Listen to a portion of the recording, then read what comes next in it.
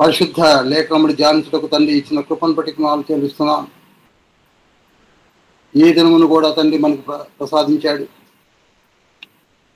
ప్రకటన గ్రంథము 17వ అధ్యాయాన్ని ధ్యానించబోతున్నాం. గడిచిన వారములలో యాంటీ క్రైస్తవుల గురించి తెలుసుకోవడానికి 8 తాళపు చెవులను 8 కీస్ ద్వారా మనము ఓపెన్ చేసి చూస్తూ ఉన్నాం. 66 పుస్తకాలలో నుండి మరి ముఖ్యంగా ఈ యాంటీ క్రైస్ట్ ఎవరు, ఎక్కడి నుంచి వస్తాడు, ఎలా వస్తాడు, ఏ దేశపు వాడు, అతని స్థితిగతులు ఏమిటి, అతను వచ్చుటకు కావలసినటువంటి ఏర్పాట్లు తండ్రి ఏ విధంగా చేశాడు, ఇలాంటి విషయాలన్నీ మనం ధ్యానిస్తూనే ఉన్నాం. ఈ దినమున యాంటీ క్రైస్ట్ యొక్క ఉనికి తెలిసిపోతుంది. This is last key, this is 9th key. ప్రభు మనతో మాట్లాడబోతున్నాడు. లేఖనాల ద్వారా మనం తెలుసుకోబోతున్నాం. ప్రార్థన చేసుకుందాం. మహోన్నతుడా పరిశుద్ధుడా పలుకుతుంది మీ బంగారు పాదం చెంతకు ప్రకటన గ్రంథము 17వ అధ్యాయాన్ని ధ్యానించ కొరకు వచ్చి ఉన్నాం. గూగుల్ మీట్ ద్వారా వచ్చి ఉన్నాం. ఈ ఆడియో వీడియో మాధ్యమముల ద్వారా మీరు మాతో మాట్లాడుకొని సిద్ధపరిచిన ఈ దినమును బట్టి నాకు తెలుస్తున్నాం తండ్రి. పరమ తండ్రి, మీ శక్తిని మాకు ప్రసాదించండి. యేసయ్య,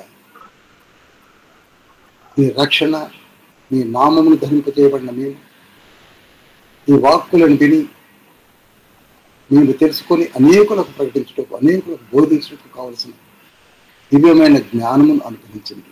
ఆత్మదేవ, మా మనోనేత్రమును వెలిగించండి. ప్రతి మాటను ప్రస్ఫుటంగా అర్థం చేసుకొని మా హృదయ పలకాలపై మీరే లిఖించి ఇనప పొగరుతో తండ్రి లిఖించి సీసముతో సీల్ చేసి మరలా బోధించడం కావాల్సిన దివ్యమైన జ్ఞానము ప్రసాదించండి. వచ్చిన నీ బిడ్డలను, రానైన బిడ్డలను సకాలంలో నడిపించి మాతో సూటిగా నేరుగా మాట్లాడి మమ్మలను దివ్యమైన జ్ఞానములోనికి నడిపించండి. యేసయ్య పరిశుద్ధ నామములో అతి నీతో వేడుకుంటున్నాం పరమ తండ్రి. ఆమేన్, ఆమేన్, ఆమేన్, ఆమేన్. జాగ్రత్తగా గమనించినట్లయితే ప్రకటన గ్రంథాన్ని మనం వరుసగా ధ్యానిస్తూ వస్తున్నాం. మొదటి అధ్యాయంలో ఉపోద్ఘాతాలను చూసాం.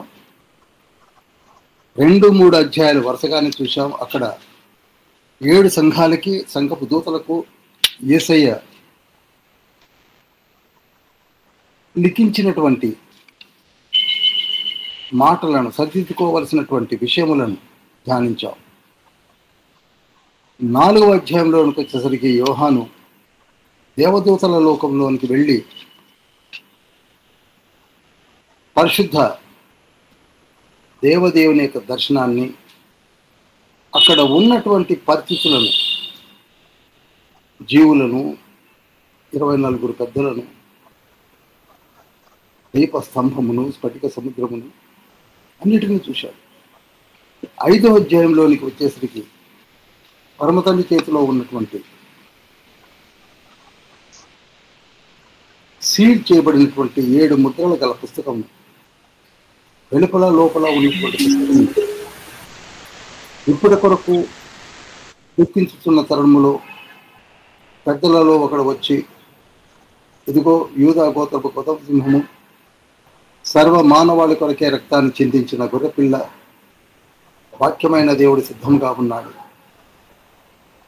నీవు దుఃఖించవలదని ఓరడింపు చేసిన తర్వాత అందరూ కూడా పరలోకవాసులు స్తోత్రములు, స్తుతులు చెల్లించడం కూడా 5వ అధ్యాయాన్ని ధ్యానించావు. ఆ తర్వాత 6వ అధ్యాయంలో సీల్స్ ఓపెన్ చేస్తున్నాడు తండ్రి. మొదటి ముద్రను విప్పినప్పుడు మొట్టమొదటిగా కనపడినటువంటి తెల్లని గుర్రమే యాంటీ క్రైస్ట్ అని, ఆ తర్వాత వచ్చే సంభవాలన్నీ కూడా ఆయన వచ్చిన తర్వాతనే యుద్ధములు కావచ్చు, కరువులు కావచ్చు, మృత్యువులు కావచ్చు, ఏదైనా కావచ్చు, జరుగుతాయని తెలుసుకున్నాం. కనుక 1 నుండి 5 అధ్యాయాలు ఉపోద్ఘాతముల కింద తీసుకున్నప్పటికీ ఒక భాగంగా తీసుకుంటే 6 నుండి 11 వరకు, మళ్ళీ చెప్తున్నాను, 6వ అధ్యాయము, 13వ అధ్యాయము, 17వ అధ్యాయము, 8వ అధ్యాయము, 9వ అధ్యాయము, ఇవన్నీ కూడా యాంటీ క్రైస్ట్ వచ్చిన తర్వాత, అనగా ఆయన సింహాసనము అధిరోహించిన తర్వాత జరిగే సంభవాలన్న సంగతిని మర్చిపోవద్దు, గుర్తుంచుకోవాలి. అనగా 7 సంవత్సరాల శ్రమల కాలంలో మొట్టమొదటి 42 నెలలు యాంటీ క్రైస్ట్ యొక్క పరిపాలన క్రింద ఉంటుందన్న సంగతిని మర్చిపోవద్దు. 42 months లేక 1260 రోజులు, 3.5 years యాంటీ క్రైస్ట్ ఏలుబడి. 6వ అధ్యాయము, 13వ అధ్యాయము, 17వ అధ్యాయము, 8వ అధ్యాయము, 9వ అధ్యాయము, 11వ అధ్యాయము. ఇది ఫస్ట్ హాఫ్. ఆ తర్వాత సెకండ్ హాఫ్ వస్తుంది, అది అప్పుడు చెప్తాను. ఇప్పుడు మనము ఫస్ట్ హాఫ్, యాంటీ క్రైస్ట్ వచ్చాడు 6వ అధ్యాయం 2వ వచనంలో. అతను వచ్చిన తర్వాత జరిగే సంభవాలను మనం ధ్యానిస్తున్నాం. 6వ అధ్యాయం 2వ వచనంలో కనపడిన తెల్లని గుర్రము పైన ఉన్న వ్యక్తి ఎవరు అని తెలుసుకోవడానికి 9 keys, 9 తాళపు చెవులతో ఆ మర్మమైనటువంటి వ్యక్తిని తెలుసుకుంటున్నాం. గడిచిన దినములలో మనము దాదాపుగా 8 keysతో ఓపెన్ చేశాం. మరలా చెప్పడం వల్ల సమయము కన్జ్యూమ్ అవుతుంది కనుక మీకు తెలుసు. మరి ఒకసారి రికార్డెడ్ క్లిప్పింగ్స్ చూడండి. 8 keysతో ఓపెన్ చేశాం. దానియేలు గ్రంథం 7వ అధ్యాయం 3వ వచనంతో మొదలుపెట్టినటువంటి ఫస్ట్ కీని దాదాపు 13వ అధ్యాయము గడిచిన మంగళవారం నాడు మనం 8th కీగా ధ్యానం చేశాం. అతనే యాంటీ క్రైస్ట్ అని, సముద్రములో నుండి వస్తున్నాడని, అతనికి ఒక ప్రవక్త కూడా ఉన్నాడు, అతను భూమిలో నుండి వస్తున్నాడని, అతను యూదుడని, యాంటీ క్రైస్ట్ వచ్చేసి అన్య జనాంగములకు సంబంధించిన వాడని, దేశానికి సంబంధించిన వాడని తెలుసుకున్నాం. ఈరోజు లాస్ట్ కీ అయినటువంటి 9th కీని ధ్యానించబోతున్నాం. అది 17th chapter. ఫస్ట్ వర్స్ చదువుదాం. ఆ 7 పాత్రలను పట్టుకొని ఉన్న 7 దేవదూతలలో ఒకడు వచ్చి నాతో మాట్లాడుచూ ఇలాగు చెప్పెను, నీవిక్కడికి రమ్ము, విస్తార జలముల మీద కూర్చున్న మహావేశ్యకు చేయబడు తీర్పు నీకు కనుపరిచెదను. ఇక్కడ 7 పాత్రలు పట్టుకొని ఉన్న 7 దూతలలో ఒకడు వచ్చి, అపోస్తలుడైన యోహాను, నువ్వు ఇక్కడికి రా, విస్తార జలముల మీద కూర్చున్న ఒక వేశ్యను, ఆ వేశ్యకు ఎలాంటి తీర్పు జరుగుతుందో నీకు చూపిస్తాను, కనపరుస్తాను, రమ్మన్నాడు.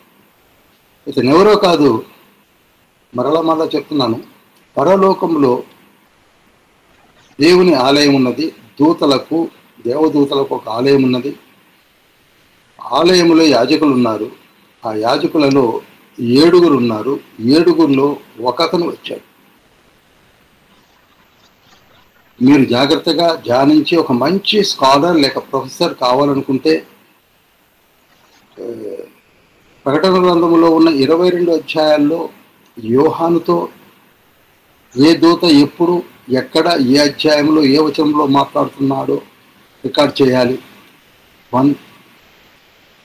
రెండవది, యోహాను చూస్తున్నాడు, యోహాను మాటలు వింటున్నాడు, యోహాను ఆయా దూతలు వచ్చి చెప్పే సూచనలు కూడా చూస్తూ వింటూ ముందుకు సాగుతున్నాడు. వీటన్నిటినీ మీరు నిశింతగా 22 అధ్యాయాలు చదువుతూ రికార్డ్ చేయాలి. ఏదో ప్రకటన గ్రంథం అంటే ఏదో సంఘం లేపబడము, ఉంచడము, శ్రమలు అవి కాదు. ప్రతి విషయాన్ని క్షుణ్ణంగా పరిశీలించి చదవాలి. ప్రతి వచనములో చాలా అర్థాలు నిగూఢంగా ఉన్నాయి. ఒకేసారి ఆయన దేవదూత చూపిస్తున్న సంఘటనలు చూస్తున్నాడు, తన కన్నులారా చూస్తున్నాడు. మూడవది శబ్దాలు కూడా వింటున్నాడు. సింహాసనము నుండి వచ్చి శబ్దాలు వింటున్నాడు. మనకి 20 అధ్యాయంలో కనపడుతుంది, తర్వాత తెలుస్తుంది ముందు ముందు. ఆ తర్వాత బలిపీఠము మాట్లాడడం వింటాడు, బలిపీఠం మాట్లాడడం. ఆ తర్వాత జలముల దూతలు మాట్లాడడం వింటాడు, జలముల దూత 16 అధ్యాయంలో కనపడుతుంది. బలిపీఠం మాట్లాడడం 16 అధ్యాయంలోనే కనపడుతుంది. ఇలా రకరకాలైనటువంటి శబ్దాలు 14వ అధ్యాయంలో అనేక దూతలను చూస్తాడు. ఆలయంలో నుంచి అనేక దూతలు బయటకు రావడం చూస్తాడు. 14వ అధ్యాయంలోని ఆకాశ మధ్యమున సువార్త పట్టుకొని ఎగురుతూ సువార్తను ప్రకటిస్తున్నటువంటి దూతలు చూస్తాడు. వీటన్నిటిని మనం రికార్డ్ చేయాలి. చదివారంటే చదివాము అనుకుంటున్నాం, పైన చూస్తున్నారు. అది కాదండి, లోతుగా ధ్యానించాలి. ప్రకటన గ్రంథము అనేది ఒక తీగ మీద నడిచినట్టుగా ఉంటుంది. కేవలము సంఘం వెత్తబోట, సంఘ పరిస్థితులు, మనం ఉంటామా, కష్టాల్లో ఉండమా, వీటిని ఆలోచిస్తున్నారు. కానీ అందులో చాలా చాలా విషయాలు పొందుపరిచాడు ప్రభువుల వారు మన కొరకు. అందరూ జాగ్రత్తగా వినండి. ఇన్ని విషయాలు మనం ధ్యానించాలి. నేను చివరిలో చాలా ప్రశ్నలు వేస్తాను, మీతో చాలా హోంవర్క్స్ కూడా చేయిస్తాను. చాలా వరకు మధ్యలో మాకు ప్రశ్నలు ఉన్నాయని అనుకునేవారు ముందు ఈ ప్రశ్నలన్నింటినీ మీరే ముందు ధ్యానించాలి. ఆయన ఎవరెవరిని చూస్తున్నాడు, ఎక్కడి నుంచి చూస్తున్నాడు, ఏ విధంగా చూస్తున్నాడు, ఏ శబ్దాలు వింటున్నాడు, ఎవరెవరు మాట్లాడుతున్నారు. గాలిని బంధించినటువంటి దూతలు ఉన్నారు. ప్రకటన గ్రంథం 7వ అధ్యాయం 1-2 వచనాల్లో గాలిని బంధించడం అంటే మాటలు కాదు, గాలిని బంధించేస్తున్నారు. వాళ్ళు ఎందుకు బంధిస్తున్నారు, ఎందుకు బంధింపజేస్తున్నాడు, వీటన్నిటిని మనం ధ్యానించాలి. అదేవిధంగా ఇప్పుడు చూడండి, ఇక్కడ నేను 17వ అధ్యాయం 1వ వచనం సహజంగా ఇవన్నీ పట్టించుకో. ఇక్కడ 7 పాత్రలు పట్టుకొని ఉన్న ఒక దూత వచ్చాడు. అతను ఎవరో కాదు, క్లెర్జీ పర్సన్, ప్రధాన యాజకుడు, 7 యాజకులు ఒక యాజకుడు వచ్చి నీకు ఒక వేశ్య, జలముల మీద కూర్చున్న వేశ్యను చూపిస్తాను, ఆ వేశ్యకు జరిగిన తీర్పును కూడా చూపిస్తాను అంటున్నాడు. అదేమిటో మనం ధ్యానించబోతున్నాం. అలాగే నేను మంగళవారం నాడు ముగించేప్పుడు జకరియా ఒక దర్శనాన్ని చూశాడని చెప్పాను. జకరియా గ్రంథం 5వ అధ్యాయం 5 వచనం నుంచి 11 వచనాలు, దాదాపుగా 6 to 7 వర్సెస్ ఉంటాయి. అక్కడ టూకీగా చెప్తాను, మళ్ళా మొత్తం చెప్పను. అదేమిటనగా జకరియానండి, ఆయన చూస్తున్నాడు క్రీస్తుపూర్వం 500 సంవత్సరాలప్పుడే రికార్డు చేస్తున్నాడు. ఆయన ఒక కొలను అనగా ఒక తూమును చూస్తున్నాడు. తూము అనగా మీకు చెప్పాను, ఒక వాటర్ ట్యాంక్ చూస్తున్నాడు. అందులోనికి ఆయన తొంగు చూసేసరికి దాని నిండా జలములు ఉన్నాయి. ఆ జలములు అంటే ఏవీ కాదు, మీరు ఏం కన్ఫ్యూజ్ కానక్కర్లేదు. ఆయా భాషలు మాట్లాడు, ఆయా జలములు, ఆయా ప్రజలు అని చెప్పాడు అక్కడ ఉన్నటువంటి దూత. ఆ తర్వాత అందులో ఒక దోషమూర్తి కూర్చొని ఉన్నది. ఆ దోషమూర్తిని చూసి వెంటనే ఆ పై లిడ్, ట్యాంక్ యొక్క మూతను పెట్టేశాడు. అందుకే ఇప్పుడు ఆ ట్యాంకులో ఉన్నదంటే ఆయా జనముల మధ్య కూర్చొని ఉన్నటువంటి ఒక దోషమూర్తిని చూశాడు జకరియా. ఎందుకు చూపించాడు తండ్రి అనగా, ఈ దోషమూర్తిని ఒక 2 దూతలు, వారు దూతలు ఎందుకనగా వారికి రెక్కలు ఉన్నాయి, స్త్రీల ఆకృతి కనపడుతుంది, సంగుబుడి కొంగ వంటి రెక్కలు వాళ్ళకు ఉన్నాయి. సంగుబుడి కొంగ అని ఎందుకు వాడాడనగా, మీరు లేవి కాండము 11వ అధ్యాయము 7 నుంచి 15 వచనాలు చదివినప్పుడు సంగుబుడి కొంగ అనే ఒక కొంగ, అది హేయమైనటువంటి పక్షి, తినడానికి వీలు లేని పక్షి అని రికార్డ్ చేయడం జరిగింది. అనగా ఇక్కడ మోస్తున్నటువంటి ఈ దూతలు కూడా ఏమైన దూతలు, పడిపోయిన దూతలు తండ్రి వాడుకుంటున్నాడు ఇక్కడ. మీకు అర్థమవుతుంది అనుకుంటున్నాను. తండ్రి ఎవరినైనా వాడుకోగలడు. హల్లెలూయా. తండ్రి ఎవరినైనా వాడుకుంటాడు. అవసరాన్ని బట్టి ఆయన బండలను వాడుకోగలడు, గాడిదలను వాడుకోగలడు, చేపలను వాడుకోగలడు, కాకులను వాడుకోగలడు, దెయ్యాలను కూడా వాడుకోగలడు. అపోస్తుల కార్యముల 16 పుతోను దెయ్యము ద్వారా పౌలు శీలలు దైవజనులని చెప్పించాడు. పబ్లిసిటీ చేయించింది పుతోను దెయ్యంతో. అలానే ఇక్కడ ఈ తూమును తీసుకొని పోవడానికి ఒక 2 దూతలను ఏర్పాటు చేస్తే వారు ఆ తూమును తీసుకొని ఎక్కడికి పడుతున్నారట అనగా షీనారు దేశములో. షీనారు దేశం అనగానే ఏం కన్ఫ్యూజన్ లేదు.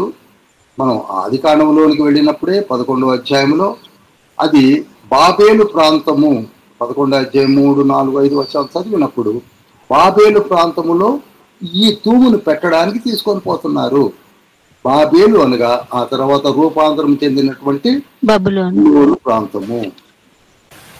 ఈ బబులోను, అషూరు ఈ పట్టణాలు కట్టింది ఎవరో కాదు, నిమ్రోదు అనే రాజు. అతను ఒక నెఫీలుడు. ఆది కాండం 10వ అధ్యాయం 8, 9, 10, 11 వచనాల తర్వాత చదవండి, మీకు అర్థమవుతుంది. నిమ్రోదు అనే ఒక నెఫీలుడు ఆయన రాజు వీటిని కట్టాడు.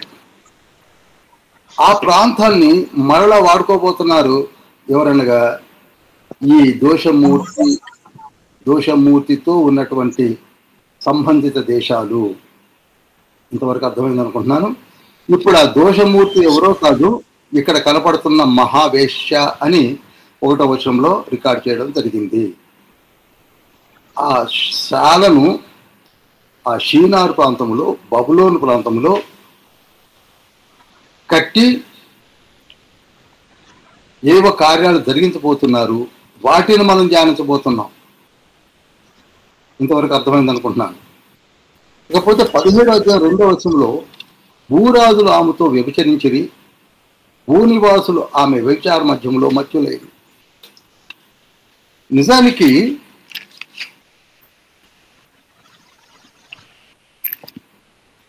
ఈ స్త్రీ ఎవరో కాదు, మీకు ఓపెన్ చేస్తున్నాను. ఈ స్త్రీ ఎవరో కాదు, బబులోను. చెప్పండి అందరూ. బబులోను దేశం.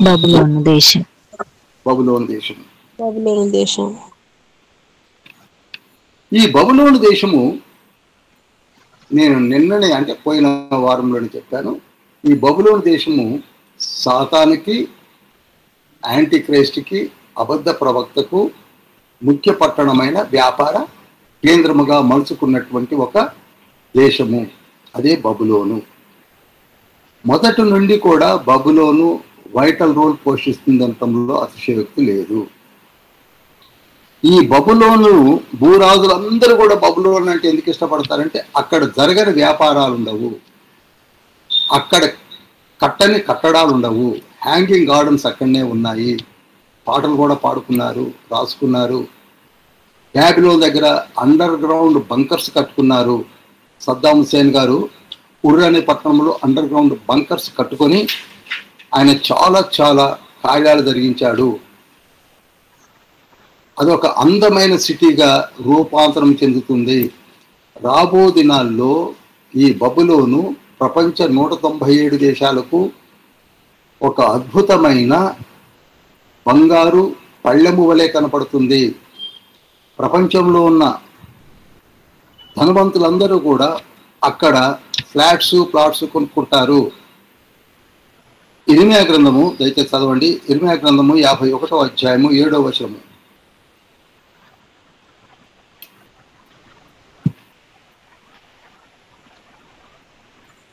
బబులోను యెహోవా చేతిలో సర్వభూమికి మత్తు కలిగించు బంగారు పాత్రయ్యుండెను. చాలండి. ఇర్మియానే ప్రొఫెసర్ చేస్తున్నాడు. రాబో దినాల్లో మొత్తైన పాత్రగా ఏది తయారవుతుంది చెప్పండి? బబులోను ఆ వైపు బబులోను తయారవుతుంది, ఇంకొక వైపు యెరూషలేం ఇజ్రాయెల్ దేశం తయారవుతుందని చూపించాం మనం. ప్రపంచంలో 2 దేశాలు మత్తు పుట్టించే పాత్రలుగా తయారవుతాయి. ఒకటేమో బాబిలోన్, సాతాను యాంటీక్రైస్ట్ యొక్క ముఖ్య పట్టణం అయితే, ఇంకొకటి దేవుని యొక్క ప్రేమించబడిన పట్టణమైనటువంటి ఇజ్రాయెల్ దేశము కూడా మత్తు పుట్టించు పాత్రలాగా తయారవుతుంది. వారి దగ్గర జరగనటువంటి వ్యాపారం అంటూ ఉండదు. మీకు ఒక్కసారి నేను చూపిస్తాను చూడండి. ప్రకటన గ్రంథం 18వ అధ్యాయం 14వ వచనంలో బంగారము, వెండి, రత్నములు, ముత్యములు, ఊదారంగు బట్టలు, పట్టుబట్టలు, రక్తవర్ణపు బట్టలు, ప్రతి విధమైన సరుకులు, ప్రతి విధమైన దబ్బ, ప్రాను, ప్రతి విధమైన దంతపు వస్తువులు, మిక్కిలు విలువగల కర్ర, ఇత్తడి, ఇనుము, చలవరాళ్ళు, దాల్చిన చెక్క, ఓమ్ము, ధూపద్రవ్యములు, అత్తరు, సాంబ్రాణి, ద్రాక్షారసము, ఈ విధంగా లిస్టు 14 నుంచి మనము చదివినట్లయితే 18వ అధ్యాయం 14వ వచనం చూసినట్లయితే అసలు అక్కడ జరగని వ్యాపారం ఉండదు, అక్కడ దొరకని వస్తువులు ఉండవు. ఒక్క నీతి అనేది మాత్రము మచ్చుకు కనపడదు. కానీ తక్కిన ఎన్ని ఏహ్యమైన ప్రతి వస్తువులు, ప్రతి చీకటి దెయ్యాలకు కూడలు ఏంటంటే చెప్పండి, బబులోను. అందుకే 2వ వచనంలో భూరాజులు ఆముతో వ్యభిచరించరు. ఇక్కడ ఫిగరేటివ్గా వాడిన పదం ఏంటంటే భూరాజులు, ధనవంతులు అందరూ కూడా అక్కడికే పరిగెత్తాలని చూస్తారు. అక్కడ దొరకని వస్తువులు ఉండవు. అందుకే ఆ మత్తులోనే ఉన్నారు. ఇక 3వ వచనం చూస్తే అప్పుడతడు ఆత్మవశుడై ఉన్న నన్ను అరణ్యమునకు కొనిపోగా దేవదూషణ నామములతో నిండుకొని 7 తలలను 10 కొమ్ములు గల ఎర్రని మృగము మీద కూర్చుని ఉన్న ఒక స్త్రీని చూసి తిని. ఇక్కడికే మీకు అర్థమైపోయి ఉండాలి, ఈ స్త్రీ ఎవరి మీద కూర్చొని ఉంది? 7 తలలు 10 కొమ్ములు గల ఎర్రని మృగము మీద కూర్చొని ఉంది. చెప్పండి, యాంటీక్రైస్ట్. యాంటీక్రైస్ట్ ఈజీగా చెప్పవచ్చు, అందరికి అర్థమైంది అనుకుంటున్నాను. 8కి చూస్తూ వస్తున్నాం. 7 తలలు క్లియర్గా తెలుసు మీకు, యాంటీక్రైస్ట్. 10 కొమ్ములు, ఒకప్పుడు 10 కొమ్ములు, తర్వాత 7 మిగిలారు. ఎర్రని మృగము అనగానే యాంటీక్రైస్ట్ అని మనకు అర్థమైపోయింది. ఎర్రని మృగమైనటువంటి యాంటీక్రైస్ట్ మీద కూర్చొని ఉన్నది ఎవరు? స్త్రీ. ఈ స్త్రీ అనగా ఈ యాంటీక్రైస్ట్ బబులోను ముఖ్య పట్టణంగా చేసుకొని తన మీద ఎక్కించుకొని తిప్పుతున్నాడు అంటే అర్థం ఏంటంటే తానే మోస్తున్నాడు ఆ పట్టణాన్ని. ఓకే, ఇంతకీ ఆ స్త్రీ యొక్క గెటప్ అంతా 4వ వచనంలో చూపించాడు. ఆ స్త్రీ ధూమ్రవర్ణ వస్త్రము, బంగారములతో, రత్నములతో, ముత్యములతో ఆకర్షించే వస్త్రములు ధరించుకొని ఉన్నది. ఏహ్యమైన కార్యములు చేస్తూ ఒక సువర్ణ పాత్ర తన చేతిలో పట్టుకొని ఉంది. టూకీగా చెప్పాను నేను. ఆ స్త్రీ యొక్క వస్త్రధారణతోనే మీకు అర్థమైపోతుంది. ఆకర్షించుకునే స్థితిగతులు కలిగినటువంటి ఒక మహోన్నతమైనటువంటి పట్టణము రూపాంతరం చెందుతుంది. మీకు ఐడియా ఉందో లేదో, బోనియం అనే ఒక టీం ఉండే 1980s మధ్యలో. బోనియం అని వాళ్ళు ఎన్నో పాటలు రాశారు. By the river of Babylon అని, యూఫ్రటీస్ నది పైన, నది పక్కన ఉన్న బ్యాబిలోన్ మీద ఎన్నో పాటలు రాశారు. ఆ పాటలన్నీ కూడా ఈ బ్యాబిలోన్ మీదనే రాశారు. అంత వైభవంగా తయారవుతుంది, మీరు ఆశ్చర్యపోతారు. ఇప్పుడు ఈ బ్యాబిలోన్ ఎవరో ఇరాక్ దేశంలో తయారవుతున్నటువంటి పరిస్థితులు ఇవన్నీ.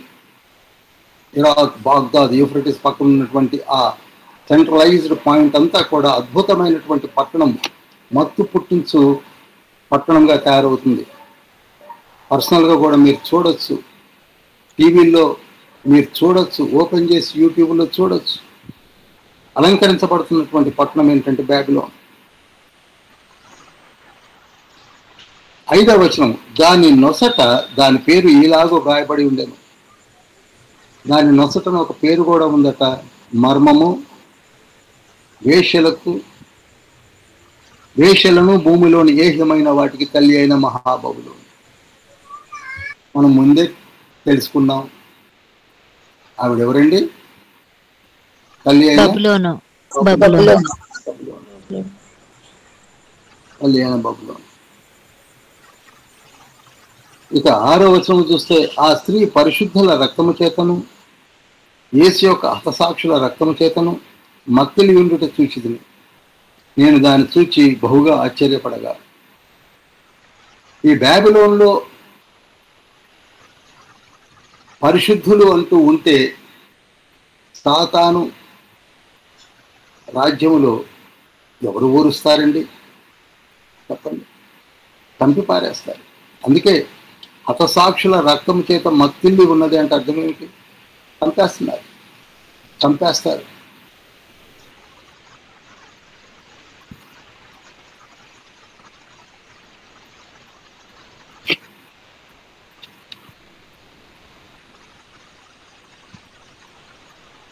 అక్కడ దేవుని బిడ్డలకు స్థానము, స్థావరము ఉండదు అని అర్థమైపోతుంది. నానా యాగి చేసి చంపడానికే ప్రయత్నం చేస్తారు. అందుకే అక్కడ చాలా చాలా అలజడే రక్తపాతాలు జరుగుతాయని 6వ వచనం రికార్డు చేయడం జరిగింది.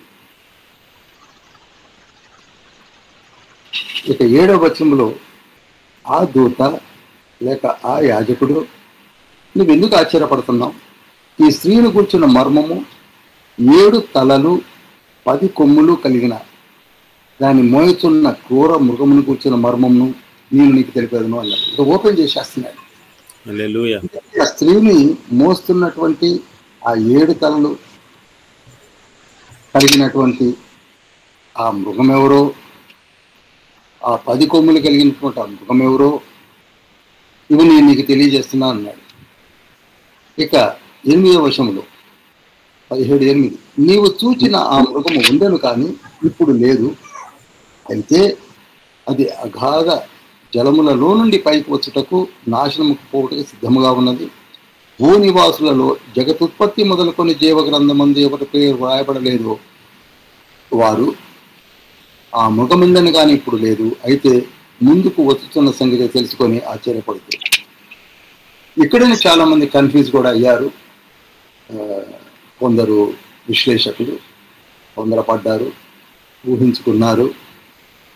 ఒకప్పుడు కనపడి ఆ తర్వాత కనపడకుండా ఉన్నటువంటి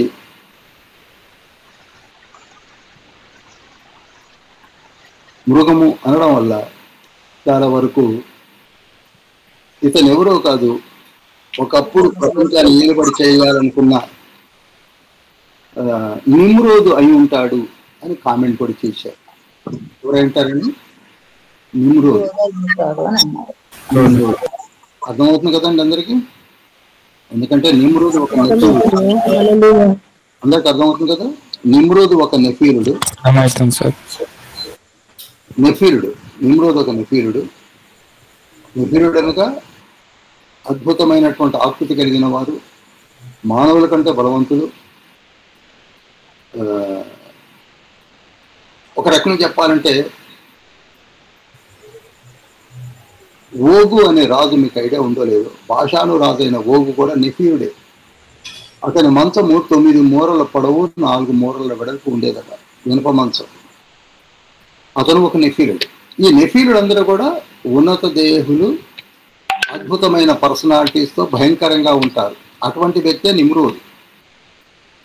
మీకు గుర్తుంటే సంఖ్యాకాండము 13వ అధ్యాయము 33వ వచనంలో వీళ్ళు హెబ్రోనుకి వెళ్ళినప్పుడు, మోషే కొందరిని పంపించినప్పుడు అక్కడ ఉన్నత దేహులైనటువంటి వారిని మేము చూశాము, వారి ముందు మేము మిడతల వలె ఉన్నామని సాక్ష్యం ఇచ్చారు.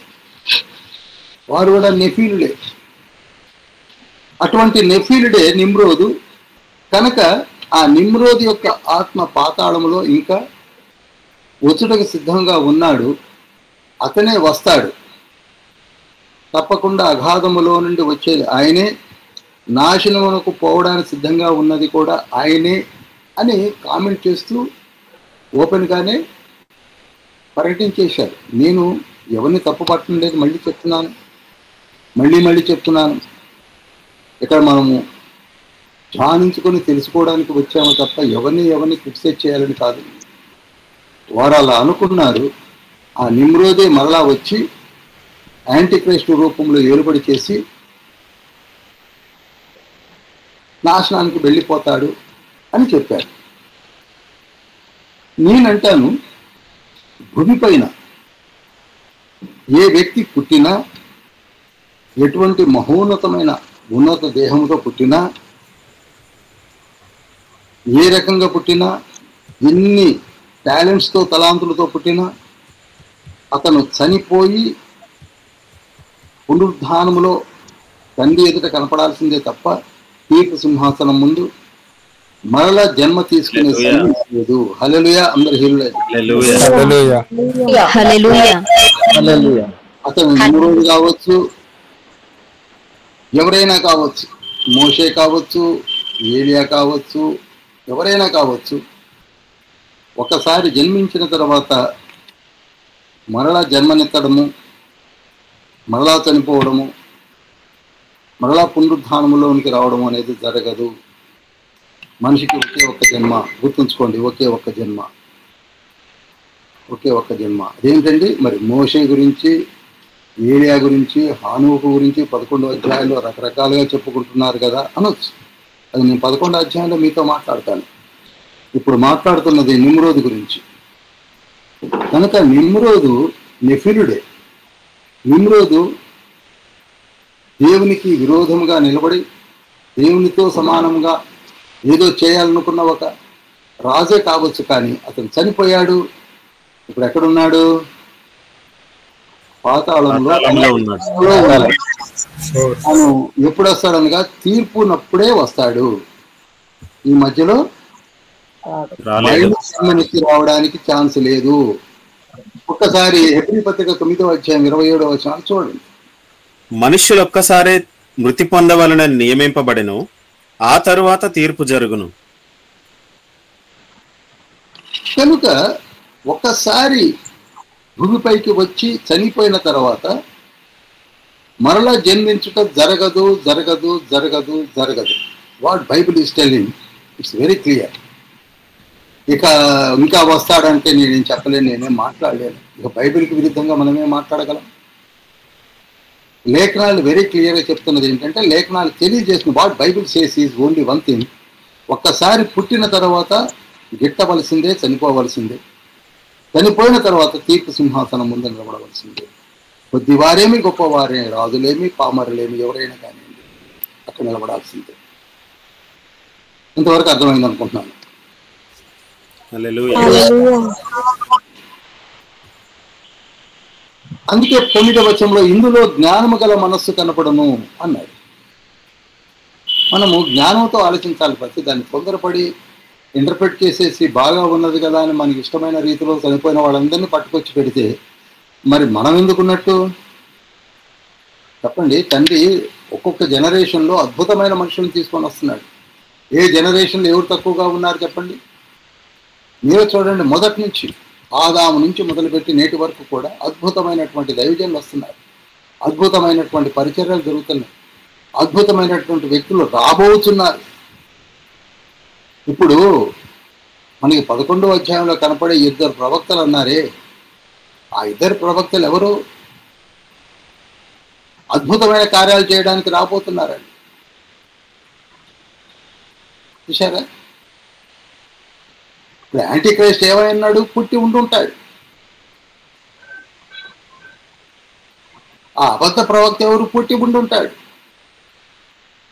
ఇక 40 డేస్లో యేసుక్రీస్తు ప్రభు వారి యొక్క రాకడ ఉందంటే వాళ్ళు ఇప్పుడు పుట్టే ఉంటారు. అర్థమవుతుంది అనుకుంటున్నాను అందరికీ. పుట్టారు. ఈ జనరేషన్స్ లోనికే రాబోతున్నారు. ఎక్కడి నుంచో వాళ్ళు రానక్కర్లా. ఏ నిమ్రోదు రావాల్సిన, మోషే రావాలి, ఏలియా రావాలి, హానోకు రావాలి, ఇంకెవరినో పట్టుకొద్దామంటే ఎందుకండి? వాళ్ళు పుట్టారు. ఇప్పుడు వాళ్ళకి తల్లిదండ్రులు ఉన్నారు. వాళ్ళు గర్భము దాల్చారు. తండ్రి అయిన దేవుడే వారిని జన్మింపజేస్తున్నాడు. వారి ద్వారా ఆ కార్యాలు జరిగించాలని తండ్రి యొక్క ప్రణాళిక. It's very simple. మనం ఎక్కడికో ఊహల్లోకి వెళ్ళిపోయి ఎవరినో పట్టుకొచ్చి మళ్ళీ సంపాదించినంత అవసరం ఏం లేదు. తండ్రి పవర్ ఎంతసేపు అండి? 10 మంది రాజులలో ముగ్గురు పోయారు, ఏడుగురు ఉన్నారు. ఆ ఏడుగురికి లేని పవర్స్ ఈయన ఒక్కనికే ఎందుకు ఇచ్చాడు తండ్రి? ఏడుగురు ఎవరికైనా ఇవ్వచ్చు కదా. తండ్రి యొక్క ఇష్టము, తండ్రి యొక్క చిత్తము, తండ్రి ఎవరికి వాళ్ళు, నేను ఎవరిని ప్రేమించునో వాడిని ప్రేమించునో, ఎవరిని ద్వేషించునో వాడిని ద్వేషించునో అన్నాడు కదా. 9:15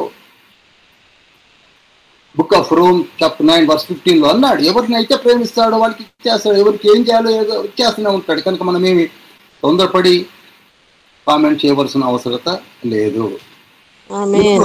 ఇప్పుడు 9వ వచనంలోకి వస్తే, ఇందులో జ్ఞానము, ఆ 7 తలల మీద కూర్చున్న స్త్రీ గురించి చెప్తున్నా చూడండి. ఇందులో జ్ఞానము గల మనసు కనపడము, ఆ 7 తలలు ఆ స్త్రీ కూర్చున్న 7 కొండలు అన్నాడు. ఇప్పుడు ఇక్కడ ఇంకొక మర్మాన్ని చెప్పింది ఏమిటంటే, ఆ మృగానికి ఉన్న 7 తలలను ఇంకొక కీతో చూపిస్తున్నాడు. ఏంటంటే ఆ 7 తలలు ఒకవైపున 7 రాజులు, ఇంకొక వైపున రోములో ఉన్నటువంటి 7 కొండలు. అర్థమైందండి? హల్లెలూయా. అనగా ఈ క్రూర మృగమును 7 కొండలు కలిగినటువంటి రోమ్ పట్టణం సపోర్ట్ చేస్తుంది.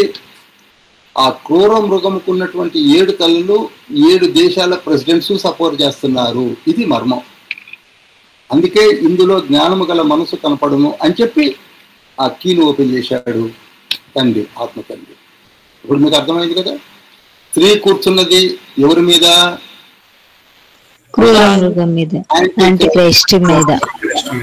యాంటీ క్రైస్ట్ ఏర్పరచుకున్న ముఖ్య పట్టణం ఏమిటనగా బబులోను.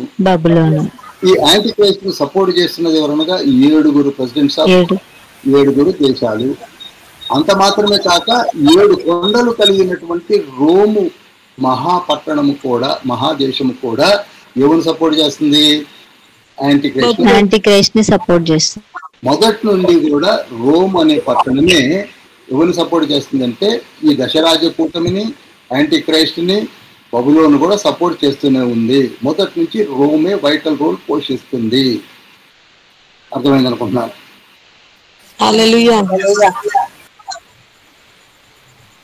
మరలా 10వ వచనం చూడండి. 7 రాజులు కలరు, ఇంకొక కీ ఇస్తున్నాడు. 7 రాజులు కలరు, 5 కూలిపోయేరి, ఒకడున్నాడు, కడమవాడు ఇంకనూ రాలేదు, వచ్చినప్పుడు అతడు కొంతకాలము ఉండవలెను. ఇది ఎక్కడికి వెళ్ళాడు? 7 రాజులు ఎవరనగా, ఇక్కడ కన్ఫ్యూజన్ కాకండి, మొదటి నుంచి చెప్తున్నాడు, బిగినింగ్ నుంచి చెప్తున్నాడు. ఈ క్రూర మృగానికి ఉన్నటువంటి ఈ దశరాజ్య కూటమి గురించి కాదు ఇక్కడ చెప్పేది. ఈ 10వ వచనంలో చెప్పేది దశరాజ్య కూటమి గురించి కాదు. మొదటి నుండి కూడా 7 రాజులు ఉన్నారు. రోము రాకముందు సంగతి చెప్తున్నాను. ఏది మీరు జాగ్రత్త ఒకసారి బాగా ఆలోచించండి, ఇక్కడ ఏం కన్ఫ్యూజ్ కాకండి. దానియేలు గ్రంథం 7వ అధ్యాయము 3వ వచనము నుంచి మనం ధ్యానిస్తున్నాం. అంతవరకు గుర్తుంది కదండి పాస్టర్ గారు?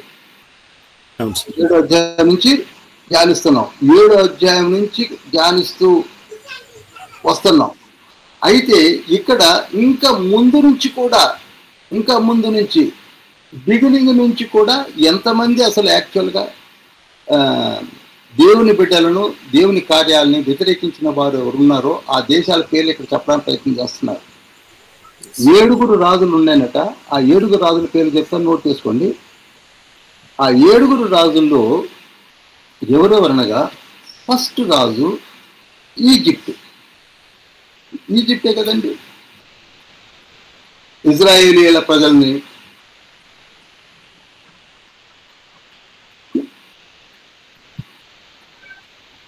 ఇబ్బంది పెట్టినవాడు. రెండవ రాజు అష్షూరు. అష్షూరు మీకు తెలుసు కదండి, అష్షూరు రాజే కదా ఇజ్రాయెల్ దేశంని సర్వనాశనం చేసింది. అష్షూరు రాజే. టెల్మానేషర్ 5 అనే రాజు 740లో సమూలంగా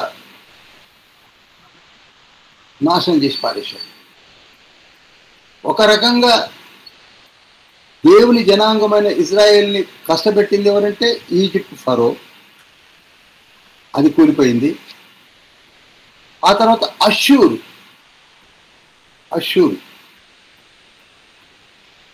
వచ్చి ఏం చేశాడు? అష్షూర్ రాజు అయినటువంటి షల్మానేషర్ 740లో సర్వనాశనం చేశాడు.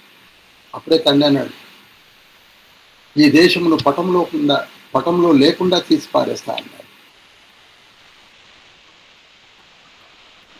రిఫరెన్స్ నోట్ చేసుకోండి. యెషయా గ్రంథము 10వ అధ్యాయం 12వ వచనం, యెషయా గ్రంథము 10వ అధ్యాయం 24వ వచనం, యెషయా గ్రంథము 14వ అధ్యాయం 25వ వచనం.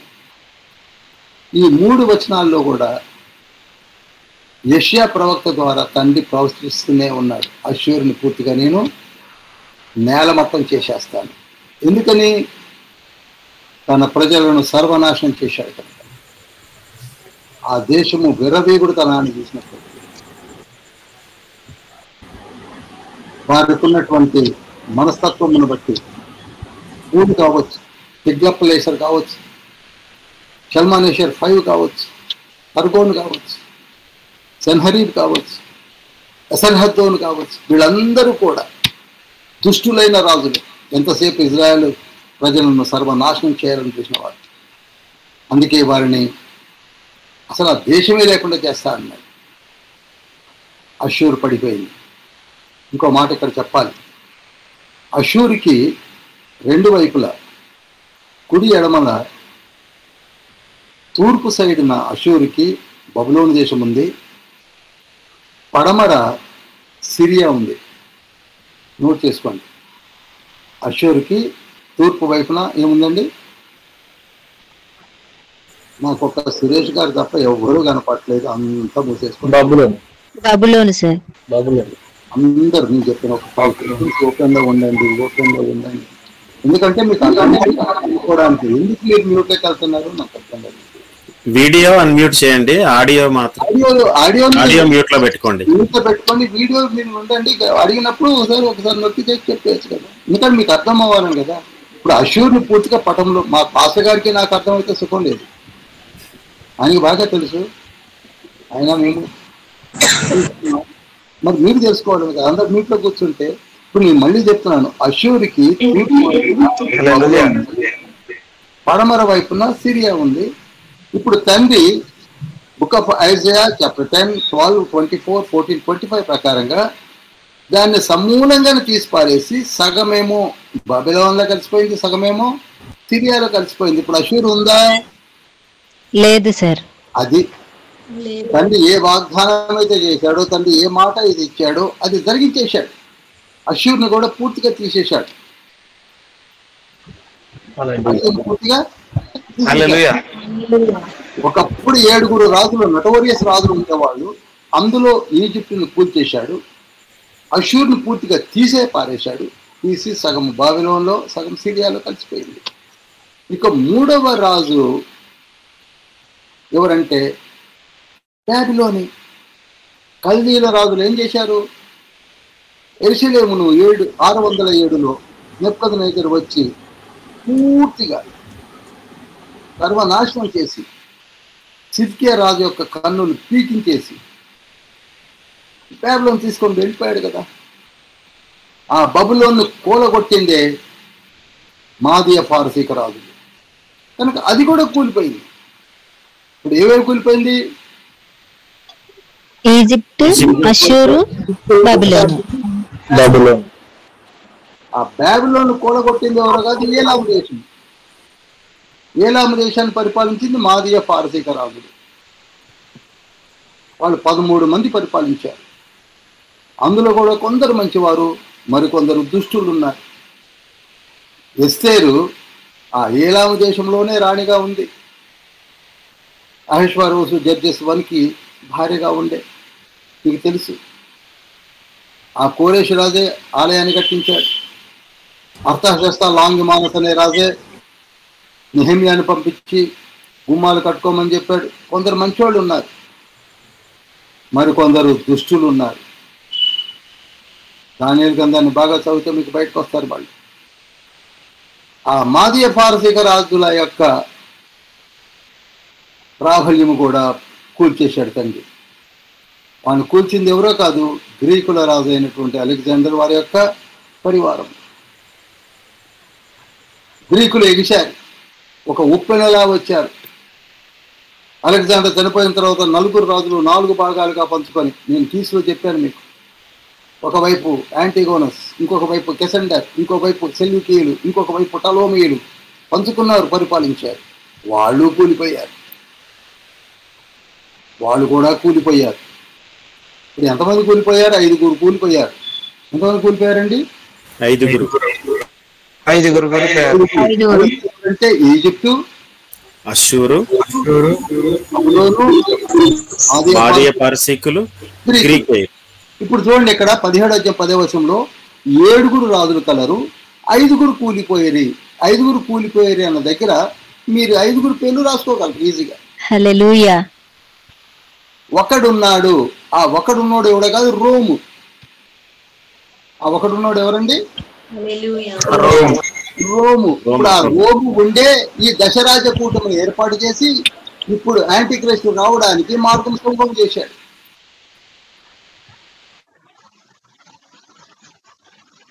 మొదటి నుంచి చెప్పుకొస్తున్నాడు అన్నట్టు 17 ఈ లాస్ట్ కీలో అసలు యాంటీక్రైస్ట్ రావడానికి మనకి చిన్న కన్ఫ్యూజన్ ఏంటంటే, ఆ 7 తలలు 7 కొండల దగ్గర కొంచెం కన్ఫ్యూజ్ అయ్యాం. కానీ ఆ 7 తలలు 7 కొండలు రెండింటిని కూడా ఫిగరేటివ్గా మనకి చెప్పింది ఏంటంటే, 7 తలలు ఏంటంటే ఆయన సపోర్ట్ చేసిన దేశాలు, ఇంకోటి ఏంటంటే 7 కొండలు కలిగినటువంటి ఏ దేశం అయితే సపోర్ట్ చేసిందో ఆ దేశము కూడా అని మనకి కీ ఇచ్చాడు. అంతే. అంటే రోమ్ సపోర్ట్ చేస్తుంది, 7 దేశాలు సపోర్ట్ చేస్తున్నాయని అంతవరకు చెప్పి, తర్వాత మొదటి నుంచి ఉన్నటువంటి 7 రాజుల్లో 5 కూలిపోయింది ఎవరంటే ఈజిప్టు, అష్షూరు, బబులోను, మాదియా.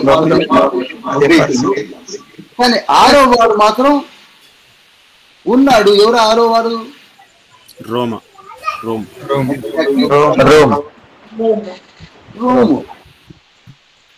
రోము. ఇక 11 చూడండి.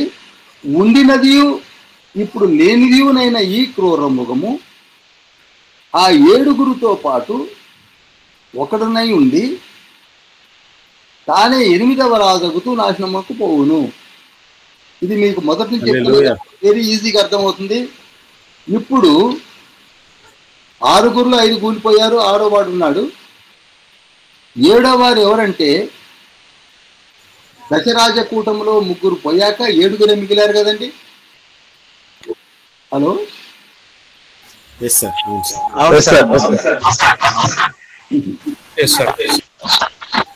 దశరాజ కూటమిలో 3 పోయాక 7 ఉన్నారు. ఆ శబ్దం ఉన్నోళ్ళు అర్థండి. ఆ 7 పాటు 8వ వాడుగా వస్తున్నాడు ఈ చిన్న కొమ్ము. మొదటి నుంచి ఈ 9 కీస్లో కూడా ఒకే ఒక పాట పాడుతున్నాడండి లేఖనాలన్నీ. 10 మంది రాజులు, 3 పోవడం, 7 మిగలడం. 7లో నుంచి రాలే యాంటీక్రైస్టు. 7 కాక 8వ వాడుగా దూరతన్నాడే అతనే యాంటీక్రైస్టు. మరగేసి లేఖనాలు మనకు చెప్తున్నది ఏంటంటే, మొదటి నుంచి అటు నుంచి ఇటు నుంచి చూసుకున్నా కానీ ఉన్న ఒక్కడు ఎవరంటే రోము. ఆ రోము దశరాజ కూటాన్ని ఏర్పాటు చేస్తాడు. ఆ దశరాజ కూటమిలో 3 పోతారు, 7 మిగులుతారు. ఆ 7 ఉండగా ఇంకొక అతను వచ్చి చేరి 8వ వాడుగా చేరి అతనే ఏలుబడి చేస్తాడు అని ఇక్కడ చెప్పాడు. చూసారా? తానే 8వ రాజగుతూ నాశనమునకు పోవునగా వాడు పరిపాలించి చివరికి పోయి నరకంలో పడిపోతాడు. అది నాశనమునకు పోవునన్న మాట ఏంటంటే, that fellow will be kept in the lake of fire. 11 అందుకే ఇప్పుడు మళ్ళీ 12 వెనక్కి ముందుకి వెనక్కి అంతే కన్ఫ్యూజన్ చాలా మంది అయింది. నీవు చూసిన 10 కొమ్ములు 10 మంది రాజులు మనకు తెలుసు. మొట్టమొదటి ఏర్పడింది ఎంతమంది? 10 మంది ఏర్పడ్డారు. వారి వరకు రాజ్యమును పొందలేదు, కానీ ఒక గడియలోనే క్రూరములతో కూడా రాజువారి అధికారమును పొందుతారు. వారికి ఇదివరకు ఏమీ లేదు. ఆ నూనె యుద్ధం జరిగేంత వరకు ఏమీ లేదు. అగ్రదేశాలు కూలిపోయేంత వరకు వాళ్ళకి గతి ఎత్తి ఉనికి ఏమీ ఉండదు. అగ్రదేశాలన్నీ కూలిపోయి వారు అంతర్మధములో పడిపోయినప్పుడు దేశాలంతా వణికిపోతున్న తరుణంలో రోము వచ్చి నేనున్నాను, మీరే భయపడకండి, ఇదో దశరాజ కూటమిని ఏర్పాటు చేస్తా అన్నప్పుడు వస్తారు ఈ 10 మంది. అంతకుముందు ఈ 10 మందికి అసలు ఈ 10 దేశాలకు సోదిలో కూడా ఉండరు. ఈ 10 మంది రావడము, చేస్తామని మొదలు పెట్టడము, అందులో నేను కూడా చేరతానని చెప్పి చేరడము. ఎవరు? ఈ 11వ కొమ్ము మొట్టమొదటి సంశయిస్తారు, తర్వాత అనుకున్న పవర్స్ని చూసి సెలవు చేస్తారు. కొద్ది రోజుల్లోనే వాళ్ళలో అంతర్మదనం స్టార్ట్ అవుతుంది. ఉంటే మన తలకాయనే పెట్టుకొని ముగ్గురు వ్యతిరేకిత, ముగ్గురిని ఇతనే తీసి పాడేస్తాడు. చివరికి ఆ 7+1 కలిపి క్రూర మృగంతో కూడా రాజుల వలె అధికారము పొందుదురు అన్నాడు. వెరీ సింపుల్ గా చేసేశాడు. చూడండి 13వ వచనము, వీరు ఏకాభిప్రాయము గలవారే తమ బలమును అధికారమును ఆ మృగమునకు అప్పగించురు.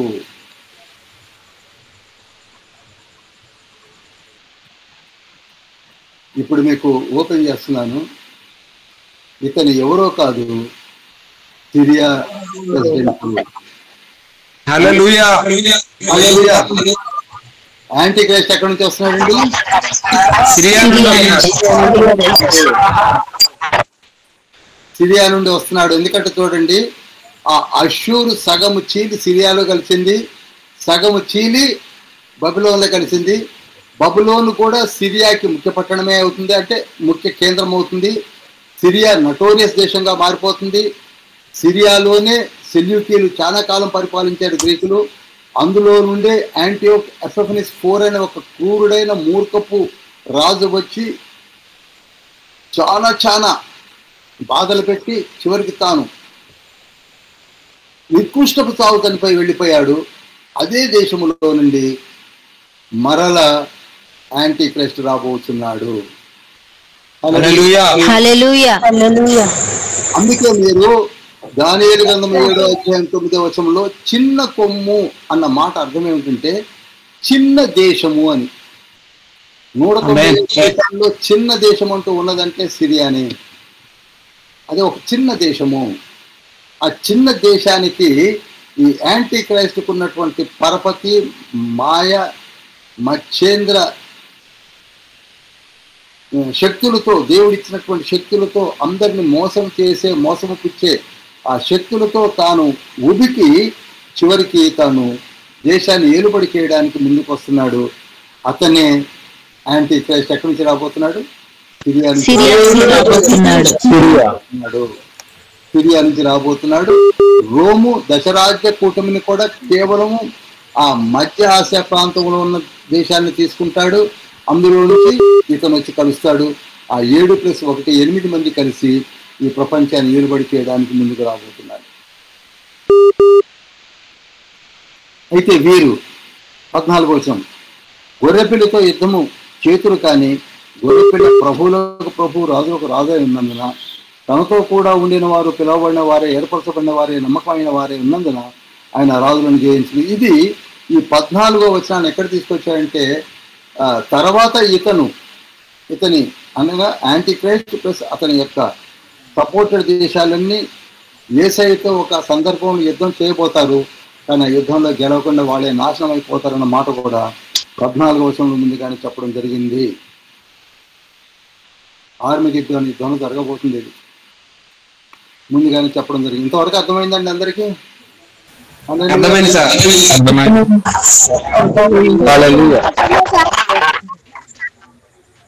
ఇప్పుడు 15వ వచనం, ఆ దూత నాతో ఈలాగు చెప్పెను, ఆ వేష కూర్చున్న చోట నీవు చూచిన జలములు, ప్రజలు, జనములను ఆయా భాషలు మాట్లాడే వారిని సూచించును. అనగా ఆ వేష అనగా బబులోను నిండా ఉండేది ఎవరంటే అందరూ కూడా ప్రపంచంలో ఉన్న అందరూ ధనికులు, ఆయా భాషలు మాట్లాడేవారు అందరూ కూడా వచ్చి అక్కడ సెటిల్ అవుతారు. ఆవిడే అనగా ఆ దేశము అంతా మత్తు పుట్టించి పాత్రగా తయారై అందరిని కూడా మత్తులో ముంచి తేల్చి ఉరుతలోగిస్తుంది అని 15వ వచనంలో ఫిగరేటివ్గా చెప్పారు. చివరికి 16వ వచనం చూడండి, ఇంతగా ప్రేమించి ఇంతగా క్యాపిటల్ సిటీగా చేసుకున్నటువంటి ఆ 10 కొమ్ములు గల ఆ మృగమును చూచితివే. 10 కొమ్ములు గల ఆ మృగం ఎవరండి? యాంటిక్రైస్ట్. చూసావే, వారు ఆ వేశ్యను ద్వేషించి, చివరి చూసారా, లాస్ట్కి వచ్చేసరికి వీళ్ళకే పెడిసికొడుతుంది. బాబిలోనికి సిరియాకే పడిచావదు. ఎక్కడైనా సరే చూడండి, దేవుని ప్రేమ, దేవుని యొక్క ఇది లేని వాళ్ళందరూ ఇట్లా బెడిసిపోతారు. హల్లెలూయా. చాలా మంది జాయింట్ వ్యాపారాన్ని మొదలు పెడతారు, మొదలుపెట్టి మధ్యలో తన్నుకుంటారు, బయటికి వెళ్ళిపోతారు. చివరికి యాంటిక్రైస్టే ఆ వేష్యను అనగా ఆ బబులోను దేశమును ద్వేషించి దిక్కులేని దానిగా చేసి దిగంబరణ చేసి దాని మాంసము భక్షించి అగ్ని చేత దాని బొత్తిగా కాల్చివేతురు. ఆమేన్. ఇదండి వీళ్ళ ప్రేమ తన క్యాపిటల్ సిటీ మీద. ఇది వాళ్ళ ప్రేమ.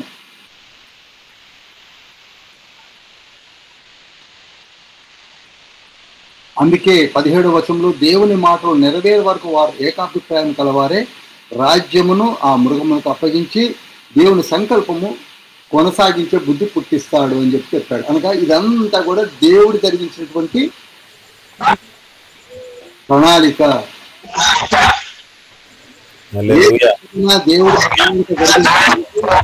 దేవుని యొక్క కార్యాలు జరిగించడానికే యాంటిక్రైస్ట్కి పవర్స్ ఇచ్చిన, రోముని నిలబెట్టుకున్న, రోము నుంచి దశరాజకోటను ఏర్పడిన, ఆ 7 సపోర్ట్ చేసిన, చివరికి క్యాపిటల్ సిటీగా బాబిలోన్ని పెట్టుకొని ఆ చక్రాలు తిప్పిన, చివరికి వారు ఆ విధంగా చేసి కనపడకుండా పోతారు. 18వ వచనంలో మరియు నీవు చూసిన ఆ స్త్రీ భూరాజుల నీళ్ళు ఆ మహాపట్టణమే, ఆ పట్టణమే బబులోను.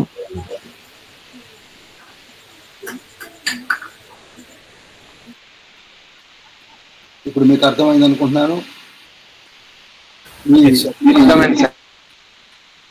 ఇది అర్థమైంది అనుకుంటున్నాను. ఎందుకనగా ఈ 17వ అధ్యాయంలో మీకు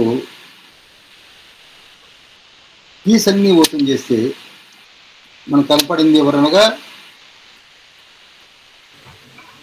యాంటిక్రైస్ట్ ఏ విధంగా వచ్చి ఏ విధంగా రాజ్యాన్ని చేజిక్కించుకుంటాడు, వారికి ఏ విధంగా రోమ్ సపోర్ట్ చేస్తుంది, ఏ విధంగా వారు ఎదుగుతారు, ఏ విధంగా వారు క్యాపిటల్ సిటీగా బాబిలోన్ చేసుకొని కొంతకాలం వరకు దాన్ని ముందుకు సాగి తర్వాత వాళ్ళే విడిపోయి కాల్చి వేసుకొని నానా యాగి అయిపోయి ఎలా వచ్చారో అలా చిక్కిపోతారు అని చెప్పడము 17వ అధ్యాయంలో కనపడదు. ఇప్పుడు ఇందాక నేను చెప్పిన రీతిలో ఇప్పుడు మనకి యాంటిక్రైస్ట్ యొక్క పరిపాలనలో యాంటిక్రైస్ట్ ఎలా వస్తాడో తెలుసుకున్నాం. యాంటిక్రైస్ట్ పరిపాలన ఎలా సాగిస్తున్నాడో తెలుసుకున్నాం, మొదలుపెట్టాడు. యాంటిక్రైస్ట్ యొక్క టెన్యూర్ ఎంతకాలం చెప్పండి? 42 months. 3.5 years ఉంటుంది.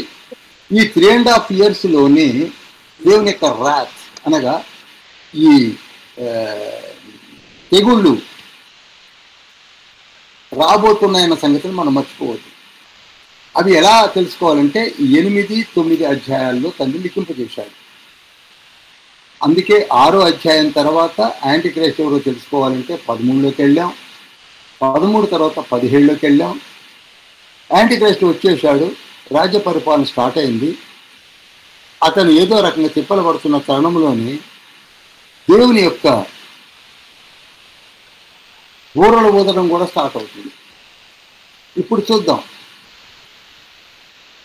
ఈ బూరలు ఊదడము అనేది శ్రమల పాలు చేయడం. ఒక్కొక్క బూర ఊదుతుంటే శ్రమలు రాబోతున్నాయి. నేను మరలా మీకు చెప్పేది ఎందుకంటే ఈ శ్రమల పాలు ఎందుకు చేస్తున్నాడు? యేసయ్య పరమతండ్రి ఎందుకు మానవులను సృష్టించిన తర్వాత 7 సంవత్సరాలు శ్రమలను ఏర్పరిచి శ్రమలు ఎందుకు చేస్తున్నాడు అనేది మీరు జాగ్రత్తగా ఆలోచించి తెలుసుకోవడానికి ప్రయత్నం చేస్తే అందులో ఒక్క సన్నని దారంలాగా బయటకు వచ్చేది ఏమిటనగా ప్రతి ఒక్కరిని మారు మనసు పొందింప చేయాలి. ప్రతి ఒక్కరూ మారు మనసు పొందాలి. అదేంటండి అలా అన్నారంటే మీకే ముందు తెలుస్తుంది. తండ్రి ఏ కార్యం చేసినా మారు మనసు పొందాలని చేయడానికి ప్రయత్నం చేస్తున్నాడే తప్ప నిజంగా మానవుల్నే లేకపోతే దుష్టుల్నే లేకపోతే దుర్మార్గులనో లేకపోతే పనికి మానవాన్ని కొట్టేయాలంటే 7 సంవత్సరాలు అవసరం లేదు, 1 నిమిషంలో కొట్టేయడానికి. కరోనా వైరస్ తప్పించి కోట్ల మంది ఎదిగారు. కానీ తండ్రి యొక్క అభీష్టం ఏమిటంటే నయానో భయానో మారు మనసు పొందింపజేసి పరలోక రాజ్యంలోనికి తీసుకొని వెళ్ళాలి. ఈ సున్నితమైన విషయాన్ని మర్చిపోతున్నాం. లేకపోతే ఒక బోరను ఎందుకండి ఊహించడం, లేకపోతే ఒక పాత్రను ఎందుకండి కుమ్మరించడం? ఆలోచించండి. అదేదో సినిమాలలో విలన్లు హీరోలు నిన్ను అణువున చిత్రహింసలు పెట్టి చంపుతాను అనడానికి మన తండ్రి విలన్ కాదు. సినిమాలలో లాగా మన తండ్రి విలన్ కాదు. మన తండ్రి లాస్ట్ వరకు కూడా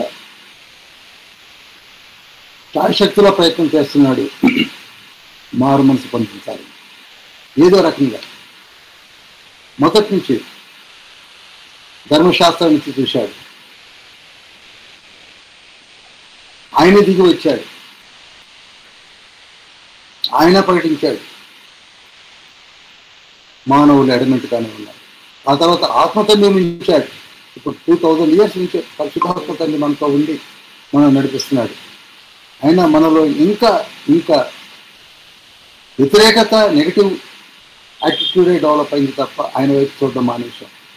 లాస్ట్కి ఒక 7 years గట్టి ప్రయత్నం చేద్దామని చేస్తున్నాడు. ఆ ప్రయత్నమే ఈ శ్రమలు. వాటికి మహాశ్రమలు, మామూలు శ్రమలకి మనం లొంగమని తెలుసు.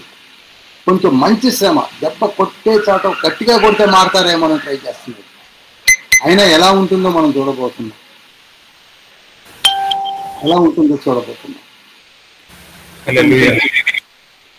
ఇప్పుడు అర్థమైంది అనుకుంటున్నాం. తండ్రి ఎందుకు శ్రమలు పెట్టాడండి అంటే ఎంతసేపు ఆ శ్రమలో బాగుండు, దాక్కుంటే బాగుండు, ఎటో వెళ్ళిపోతుంది బాగుండు, అది పక్కకు ఉంచుదాం. మనం ఉంటామా ఉండమా, పక్కకి వెళ్తామా, ఏమవుతామా, అలా పక్కకు ఉంచుదాం. అసలు ఎందుకు పెడుతున్నాడు అది ఆలోచించడం మానేశాం మనం. తండ్రి ఏ పని చేసినా, ఆయన ఏది చేసినా హిజ్ వర్క్ ఈజ్ పర్ఫెక్ట్. ద్వితీయోపదేశకాండం 32:4 ఉంటుంది. ఆయన ఏ కార్యం చేసినా పర్ఫెక్ట్గా చేస్తాడు.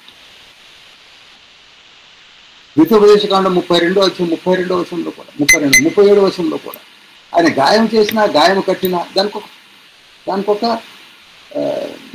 విలువ ఉంటుంది, దానికి ఒక పరమావధి ఉంటుంది, దానికి ఒక రీజన్ ఉంటుంది. మనం అనుకుంటున్నాం చునికి మారుగానే తండ్రి రాకుండా పరమావధి ఉన్నది. లాస్ట్ ట్రై చేస్తాం, లాస్ట్ ట్రైల్ తర్వాత క్లోజ్ చేసేస్తున్నాడు చివరిగా. అందుకే యుగాంతము మనమేమో దాన్ని రకరకాలుగా చెప్పుకొని మనం వెళ్ళిపోతాం. ఓకే, వెళ్ళిపోతాం వేరే విషయం. ఉండకపోతే మరీ మంచిది, వెళ్ళిపోతే మరీ మంచిది. వాటి గురించి నేను వరి అవసరం. కానీ ఎందుకు కొట్టబోతున్నాడు అనేది ఆలోచించడం మానేశాం. మనం అందరం ఎక్కడో కూర్చొని బిర్యానీ తింటామని ఆలోచిస్తున్నాం. తండ్రి ఒక కొడుకుని బిర్యానీ పెట్టి ఇంకో కొడుకుని కొడతా కూర్చుంటానికి ఒక్కసారి లూకాసు వార్త 15:11-33 చదవండి. తండ్రి ఒక కొడుకుకు బిర్యానీ పెట్టి ఇంకో కొడుకుని కొట్టి వెళ్ళకూడదామని మీరు చెప్తారు. ప్రాడిగల్ సన్, తప్పిపోయిన వాడు వస్తే బాగుండని చూస్తున్నాడు. అటువంటి తండ్రి అనుకున్నాడు. ఒక నాణ్యం పడిపోతే ఊడ్చి అవతల పారేయండి, పోతే పోయింది అని అనుకునే తండ్రి కాదు. వాటిని దీపం వెలిగించి ఊడ్చి దొరికే వరకు వెతికే తండ్రి అనుకున్నాడు. ఇక్కడికి 100 గొర్రెలు కలవు, ఒక గొర్రె తప్పిపోతే పోతే పోయింది అనుకోలేదు. తాను దొరికే వరకు వెతికి చీకట పడ్డా సరే అరిచి అది దొరికినప్పుడు భుజాన వేసుకొని దొరికిందని చెప్పే తండ్రి అనుకున్నాడు. మనమేమో ఈ శ్రమలు మనకు సంబంధం లేదు బ్రదర్ అని చెప్పుకుంటూ ఆ శ్రమలు ఏమిటో కూడా ఆలోచించుకోకుండా మేమైతే ఇక్కడ ఉండమని అనుకుంటున్నాం. మనం ఉంటామో ఉండమో పక్క ఉన్నవాడి సంగతి ఆలోచించమంటున్నాను. ఇప్పుడు చూడండి, ప్రకటన గ్రంథం 8వ అధ్యాయం మళ్ళీ చెప్తాను. 8వ అధ్యాయం 1-5 చూద్దాం. ప్రకటన గ్రంథము 8వ అధ్యాయము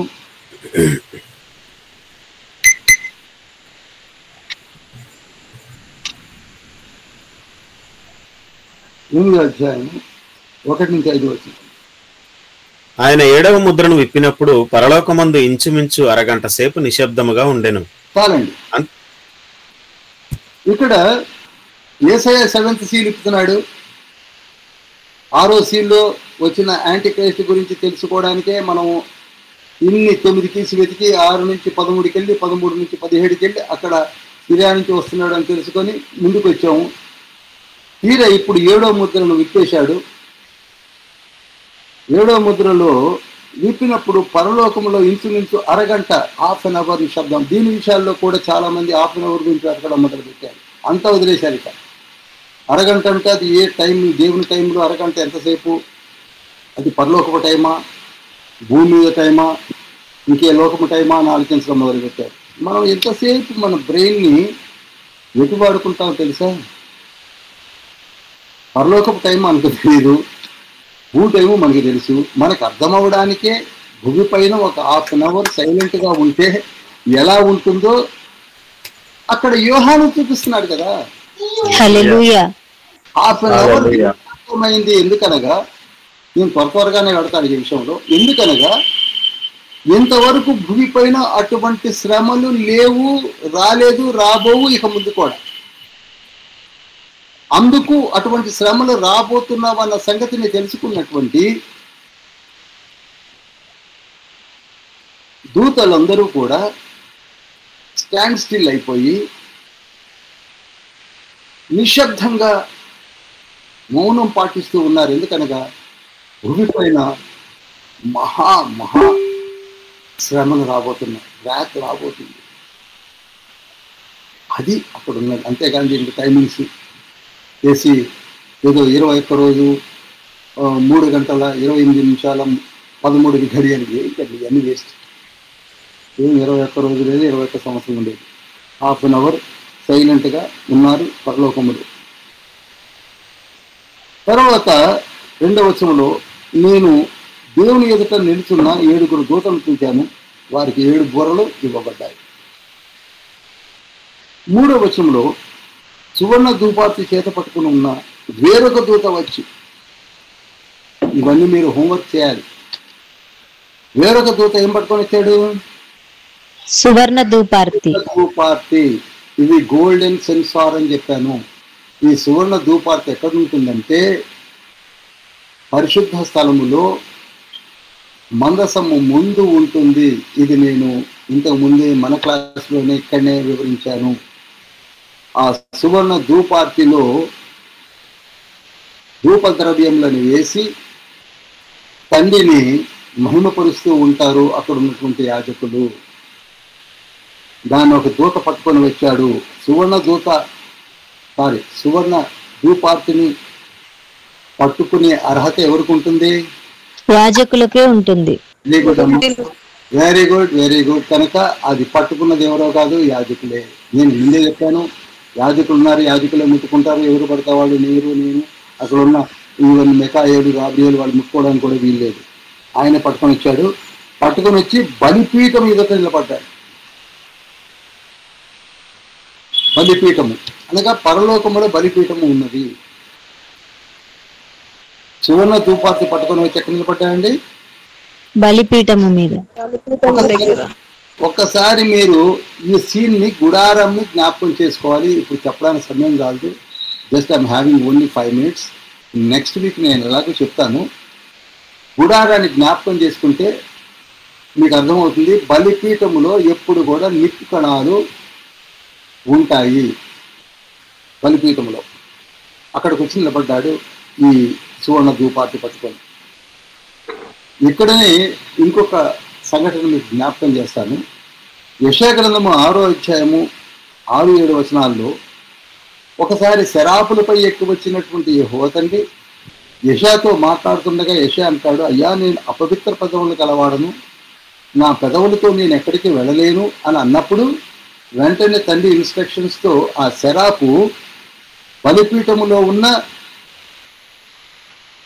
అగ్ని కణమును తీసుకొని వచ్చి పెదవులను కాల్చెను. కలిగించి నా నోటికి తగిలించి, ఇది నీ పెదవులకు తగిలిన గనుక నీ పాపమునకు ప్రాయశ్చిత్తమాయను, నీ దోషము తొలగిపోయెను అనెను. అది కనుక ఇప్పుడు ఈ శరాపు ఎక్కడి నుంచి తెచ్చాడు అనుకుంటున్నారు? ఈ అగ్నికణాన్ని బలిపీఠం నుంచి. ఉన్న బలిపీఠంలో very good, very good. God bless you, God bless you, God bless you. బలిపీఠము పైన ఎప్పుడు కణాలు ఉంటాయి, అందుకే వాటిని చాలా జాగ్రత్తగా కాపాడుకోవాలని మోషేతో అహరోనుతో చెప్పిన విషయాలు మీకు జ్ఞాపకం ఉంది కదా. అందుకే దానిలో అన్య అగ్ని కలవడానికి వీల్లేదు, అది చాలా పవిత్రంగా చూసుకోవాలని చెప్పినప్పుడే కదా అబీహు నాదాబులు వేరే అగ్నిని పట్టుకొని వచ్చి దాన్ని అది కలిసి చచ్చిపోయారు. అంత పవిత్రంగా ఉంటుంది, అందుకే గుడారమును జ్ఞాపకం చేసుకోమని చెప్పింది. అటువంటిదే పరలోకములో కూడా బలిపీఠం ఉంది, బలిపీఠంలో అగ్నికణాలు ఉన్నాయి. అవి ఎటువంటి అగ్నికణాలు, ఎలా ఉంటుందనేది మనం ఊహించలేము, కానీ మన ఊహ కూడా అందనటువంటిది. అక్కడికి వచ్చారు ఎవరు? ఒక దూత సెన్సార్ పట్టుకొని వచ్చి నిలబడ్డాడు. నిలబడి ఏం చేస్తున్నాడంటే పరిశుద్ధుల ప్రార్థనలను ముందు కలుపుతున్నాడు. హల్లెలూయా, హల్లెలూయా, హల్లెలూయా. పరిశుద్ధుల ప్రార్థనలను కలుపుతున్నాడు. మీరు ఇక్కడ గుర్తుంచుకోవాల్సింది ఏమిటంటే, మనము మారు మనసు పొంది బాప్తిస్మం పొంది నిజంగా యథార్థవంతులైనటువంటి దైవజనులు ఎవరైతే ఉన్నారో మనలో, మనం చేస్తున్న ప్రతి ప్రార్థన ఆ బలిపీఠం యొద్దకు వెళ్ళి చేరుతుంది అన్న సంగతిని మర్చిపోవద్దు. హల్లెలూయా, హల్లెలూయా.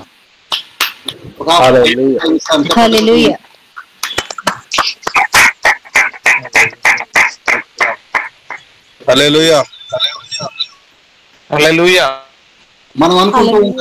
మనం అనుకుంటూ ఉంటాం అనేక వాళ్ళు మనం నిరుత్సాహం కూడా పడిపోయి ఉన్నాం. మన ప్రార్థన నిజంగా దేవుని దగ్గరికి వెళుతుందా?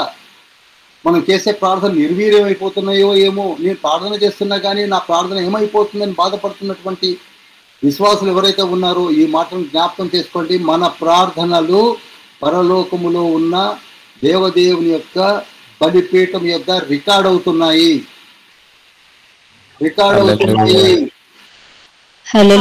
ఏ ఒక్క ప్రార్థన కూడా నిర్వీర్యం కావటం లేదు.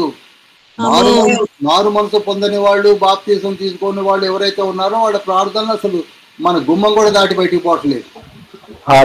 ప్రార్థనవంతుల ప్రార్థనలు అందుకే అంటాడు, అందుకే మనం అంటున్నాం కదా, నీ ప్రార్థనలన్నీ కూడా పరలోక రాజ్యంలోనికి పెడుతున్నాయి,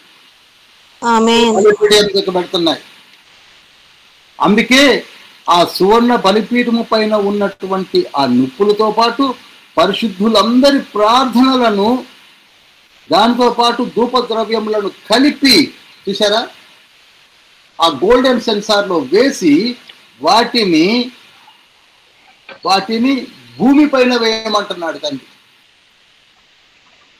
ఇప్పుడు అందులో ఏమేమి కలిపాడు? ధూప ద్రవ్యములు, పరిశుద్ధుల ప్రార్థనలు, సువర్ణ బలిపీఠం పైన ఉన్నటువంటి నిప్పులను వేసి 4వ వచనం చూడండి. అప్పుడు ఆ ధూప ద్రవ్యముల పొగ పరిశుద్ధుల ప్రార్థనలో కలిసి దూత చేతిలో నుండి పైకి లేచి దేవుని సన్నిధిని చేరాడు. మన ప్రార్థన దేవుని సన్నిధానానికి వెళ్ళి దానికి వచ్చిన రిప్లయే ఇప్పుడు జరగబోయే సంభవాలు. 5వ వచనం 8వ అధ్యాయంతో 5వ వచనం. ఆ దూత ధూపార్తిని తీసుకొని బలిపీఠం పైన నిప్పులతో దాన్ని నింపి భూమి మీద పడవేయగా ఉరుములు, ధ్వనులు, మెరుపులు, భూకంపములు కలిగారు. చూసారా మన ప్రార్థనకున్న పవర్ ఏమిటో? హల్లెలూయా, హల్లెలూయా, హల్లెలూయా, హల్లెలూయా. బిఫోర్ దిగులు ఊదకం ఉంటే జరిగే సంభవాన్ని చూపించాడు. అప్పుడు ఉరుములు, మెరుపులు, భూకంపములు కలిగాయి. ముందే ఊదకం ఉంటే ఇప్పుడే చెప్పుకుంటున్నారు చాలా మంది. 3వ బూర ఊదారట, 4వ బూర ఊదారట, 5వ బూర ఊదారట అని చెప్పుకుంటున్నారు. మరి ఈ ఉరుములు ఎప్పుడు వచ్చాయో, మెరుపులు ఎప్పుడు వచ్చాయో, మరి ఏమయ్యో ఏమో తెలియదు. సమయము 25 నిమిషాలు అయిపోయింది. ఇక్కడికి ఆగుతున్నాం మనం. ఆ తర్వాత ఇక మొదటి బూర ఊదడము వచ్చే మంగళవారం ధ్యానించబోతున్నాం. హల్లెలూయా, హల్లెలూయా, హల్లెలూయా. ప్రార్థన చేస్తున్నాను. మిక్కిలి ప్రేమ కనికరం కలిగిన మహోన్నతుడా పరిశుద్ధుడా పొందుతుంది మీ బంగారు పాదములు కింద ఈ దినమున ప్రభువా 17వ అధ్యాయము ప్రకటన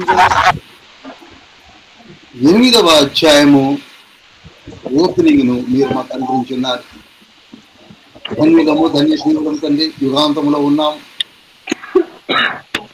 మీ నామము నొసటను ధరించబడి మీ అమూల్యమైన రక్తం చేత పోషించబడి ఆయా ప్రాంతములలో ఉండి గూగుల్ యాప్ ద్వారా ప్రార్థించి మీ వాక్కులను వినుట కొరకు సిద్ధపడుతున్న ఈ జనాంగమైన మేము వీరిలో ఈ వాక్యములన్నిటినీ కూడా రికార్డ్ చేసి తెలియచెప్పి జ్ఞానమును జ్ఞాపక శక్తిని ప్రసాదించి అనేకులకు ప్రకటించడం కావాల్సిన దివ్యమైన జ్ఞానమును వారికి ప్రసాదించండి. కలిపిడి చేస్తున్నటువంటి అనేకులకు వాక్యముల ద్వారా లేఖనములను అనుసరించి సత్య మార్గంలో నడుచుటకు మమ్మల్ని దీవించమని, ఇప్పుడు ఈ గూగుల్ మీట్లో చేరిన ప్రతి బిడ్డను మీరు నిత్తి దీవించి ఆశీర్వదించమని, ఈ ప్రకటన గ్రంథ ధ్యాన అంశములను మీరే మాకు చూపించి ప్రతి అధ్యాయంలో ఉన్న మర్మమైన విషయములను తెలియచెప్పమని యేసయ్య పరిశుద్ధ నామములో అతి వినయంతో వేడుకుంటున్నాం పరమ తండ్రి. ఆమేన్.